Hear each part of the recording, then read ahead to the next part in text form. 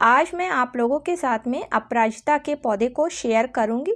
तो अगर आपके अपराजिता के पौधे पर ग्रोथ नहीं हो रही है, फ्लावरिंग आनी बंद हो गई है, साथ में आपका अपराजिता का पौधा सूख सा रहा है, तो आज के वीडियो में आपके साथ में अपराजिता के पौधे के लिए कुछ ऐसी ज़रूरी केयर टिप्स शेयर करूंगी। और इन बातों का ध्यान रखना भी अपराजिता के पौधे के लिए काफ़ी ज़रूरी होता है, तभी यह पौधा अच्छी तरीके से ग्रोथ करने के साथ में फ्लावरिंग करता है और नई नई ब्रांचों को भी निकालता है।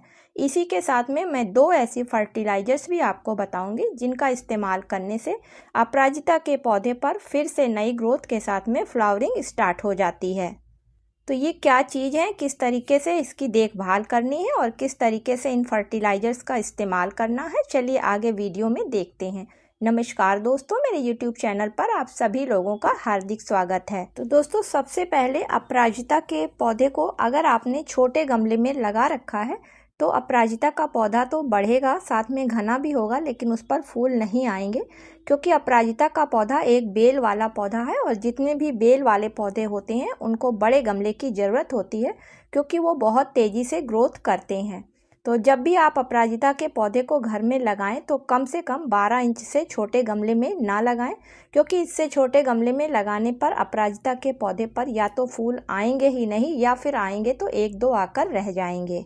दूसरी चीज़ ध्यान देनी है कि अपराजिता का पौधा पूरी तरीके से धूप वाला पौधा है और इसको 5 से 6 घंटे से कम की धूप अगर मिलती है तो ये पौधा हरा भरा बना रहेगा, लेकिन इस पर कलियां नहीं बनेंगी। इसलिए दोस्तों, आप जब भी अपराजिता के पौधे को घर में लगाएं तो ऐसी जगह पे लगा के रखें जहां पर इसको सुबह से लेकर शाम तक की पूरे दिन की धूप बराबर मिलती रहे। इसके अलावा दोस्तों, अपराजिता का पौधा एक बेल वाला पौधा है और बेल वाले पौधों को बढ़ने के लिए ऊपर की तरफ ज़रूरत पड़ती है।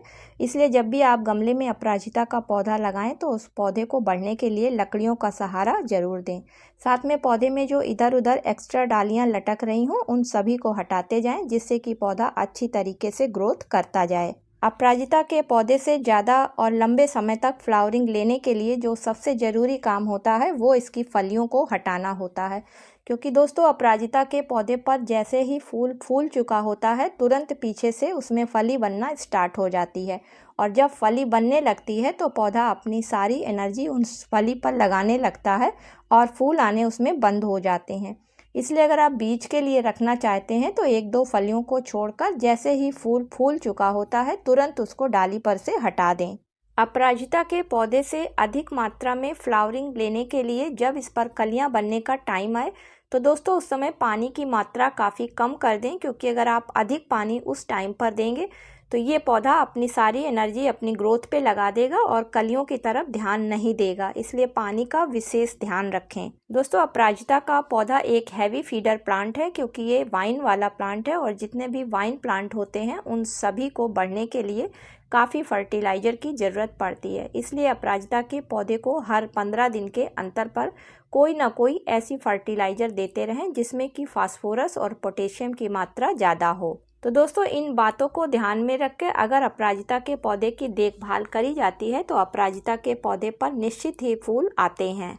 चलिए बात करते हैं कि अगर आपका अपराजिता का पौधा ग्रोथ रोक चुका है और उस पर फ्लावरिंग आनी बंद हो गई है, साथ में आपका पौधा भी सूख सा रहा है, तो अब आपको अपने पौधे पर क्या काम करना है। तो दोस्तों, सभी पौधों की तरीके से अपराजिता के पौधे पर भी एक समय ग्रोथ रुक जाती है और फ्लावरिंग आनी बंद हो जाती है।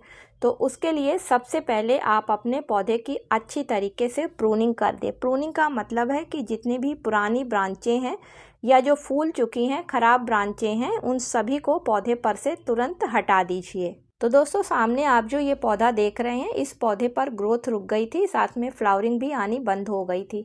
इसलिए मैंने इसकी अच्छी तरीके से पौधे की प्रूनिंग कर दी और अब देखिए इस पर जो भी नई ब्रांचें आ रही हैं उन सभी ब्रांचों पर कलियां बन रही हैं।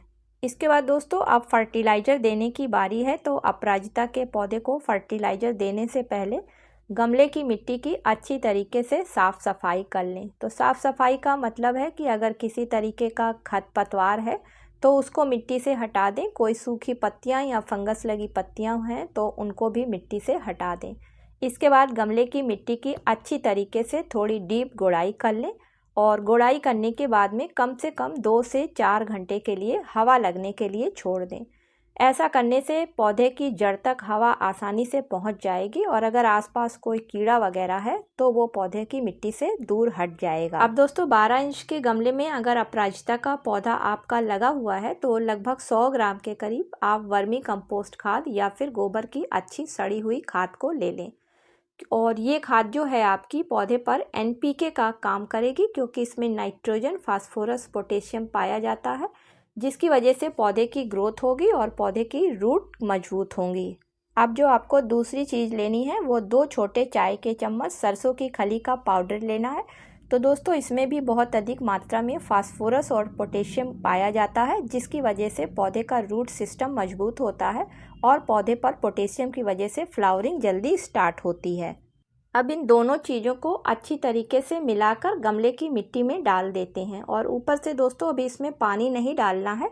पानी की जगह पर इसमें एक होममेड लिक्विड फर्टिलाइज़र हम डालेंगे। तो दोस्तों ये लिक्विड फर्टिलाइज़र हमारी प्याज के छिलकों की बनी हुई फर्टिलाइज़र है और ये लगभग 4 से 5 दिन पानी में अच्छी तरीके से छिलकों को भिगोकर तब तैयार करी गई है और इसमें बहुत अधिक मात्रा में पोटेशियम है, सल्फ़र है।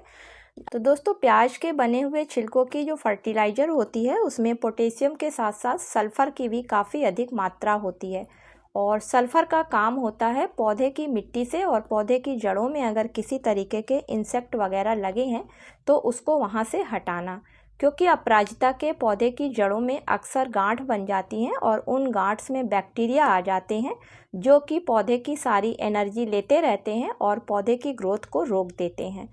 तो जब इस फर्टिलाइज़र का इस्तेमाल हम करेंगे तो पौधे में अगर किसी तरीके के बैक्टीरिया वगैरह पनप रहे हैं जो पौधे की ग्रोथ को रोक रहे हैं तो वो इस सल्फ़र की वजह से हट जाएंगे।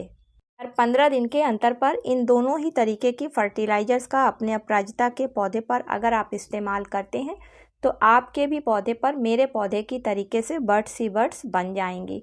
तो उम्मीद करती हूँ कि आज का वीडियो आप लोगों को पसंद आया होगा। दोस्तों पसंद आया हो तो इसे लाइक और शेयर करिएगा। मिलती हूँ किसी अगले वीडियो